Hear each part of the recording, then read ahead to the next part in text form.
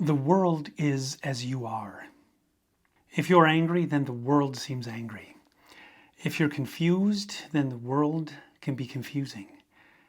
If you're frightened, then the world can be a very frightening place. You create the world you experience without even knowing it. And you live in this world that you have created. And because you created it, you can control it. You can control your world. And that means you can change it.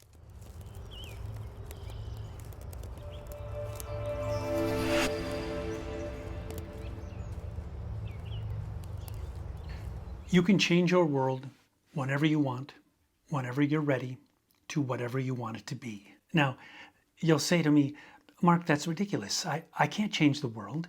I can't fix climate change by wishing it away. I can't eliminate wars or famine or social injustice.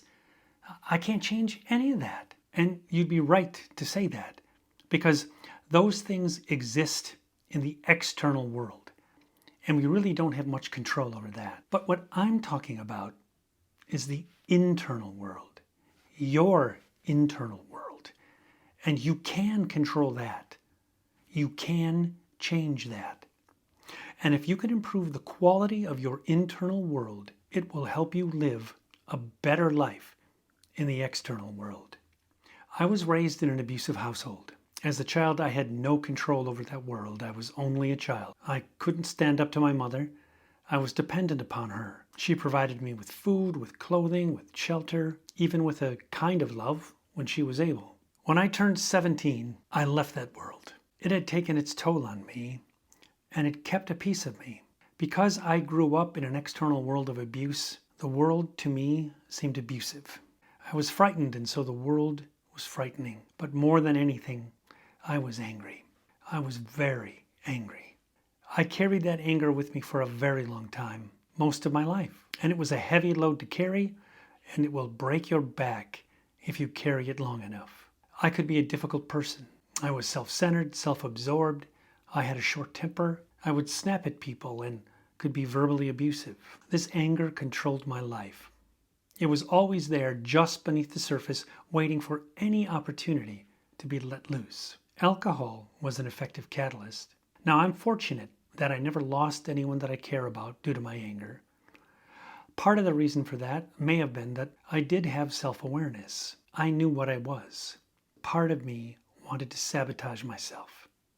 And then one day I decided that I didn't want to let anger run my life anymore. I didn't like my behavior.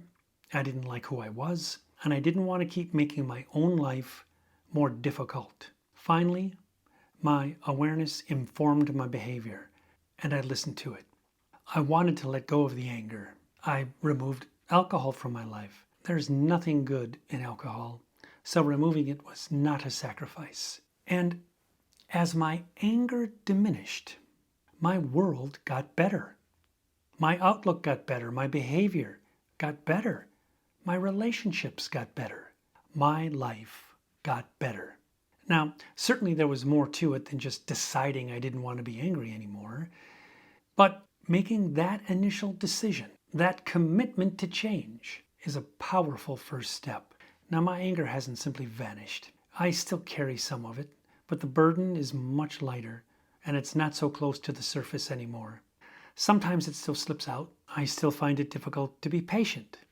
But I'm aware, and I can redirect, or I can stop myself, because I choose to do so, because I choose to change my world. So no, we can't control the external world. But just because we can't control it, doesn't mean that we have to allow it to control us, to control how we feel, how we think, how we behave, how we live. You do have a choice. Choose to find joy.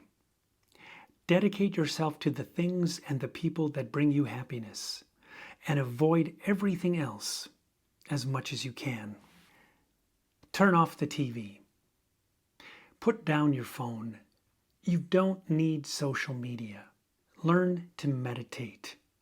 Read a book that helps you improve yourself, and then share that book with a friend.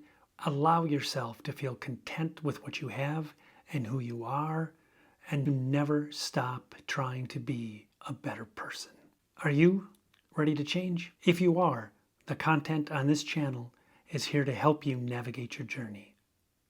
I'm Mark Dietrich, and I'll be here when you're ready.